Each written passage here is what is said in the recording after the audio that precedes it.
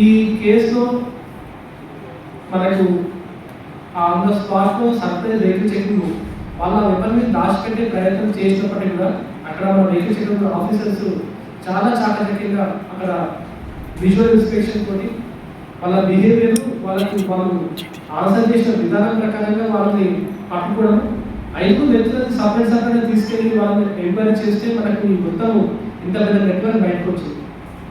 So on the spot వ్యక్తులకి మీ అందరి సమక్షంలో కూడా ఒకసారి అభినందనలు చెప్తాము. అండ్ ఈ కేసు కూడా చాలా ఛాలెంజ్గా తీసుకొని నిన్నటి నుంచి కూడా ఈ లింకప్ మొత్తం ఈ మీడియేటర్స్ని ఈ మ్యానుఫ్యాక్చరింగ్ సోర్స్ని మొత్తం ఐడెంటిఫై చేయడంలో మొత్తం కూడా డిఎస్పీ గారు అండ్ హిస్ టీమ్ సిఐ గారు అండ్ ఎస్ఐ గారికి కూడా స్పెషల్గా నా తరఫున డీజీ గారి తరఫున కూడా ధన్యవాదాలు చెప్తున్నాను. అండ్ మనకు సీజ్ చేసిన ఎక్విప్మెంట్స్ అన్ని కూడా మనం పెట్టాము. అండ్ ఈ వ్యక్తులు 8 మందిని అండ్ సీజ్ చేసిన ఐటమ్స్ అన్ని కూడా ఇవాళ కోర్టులో డిపాజిట్ చేస్తాము. అండ్ ఫర్దర్గా మనం పోలీస్ స్టేషన్ తీసుకున్న తర్వాత కాలేజ్ డిపార్ట్మెంట్ ఆఫీసర్స్తో కూడా మనం కోఆర్డినేట్ చేసుకుని ఏమన్నా వాళ్ళు వైలెన్స్ ఇవన్నీ చదివినట్టున్నారా అని చెప్పి ఆ హ్యాండిల్లో కూడా మనం దర్యాప్తు చేస్తాం. ఇంకా ఎక్కువ ఇప్పుడైతే మనకైతే వాళ్ళ ప్రైమఫేషియగా వాళ్ళు చెప్పిన దాని ప్రకారం అయితే అది హండింగ్ వాడుతుందని చెప్తున్నారు. మనకి పోలీస్ స్టేషన్లో ఫర్దర్గా ఇన్ఫర్మేషన్ వచ్చే అవకాశం ఉంది.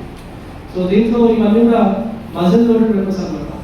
అంటే ముందు ఆ బ్యాలెన్స్ ముందు నుంచి వాళ్ళు కనుక్కోవడం దాన్ని లోడ్ చేసుకొని ఆ చెల్లాస్ ఉంటాయి పెల్లెట్స్, ఆ పెల్లెట్స్ని దాంట్లో లోడ్ చేసేసి బ్లాస్ట్ చేస్తే ఆ ఫోర్స్కి అది పోతుంది.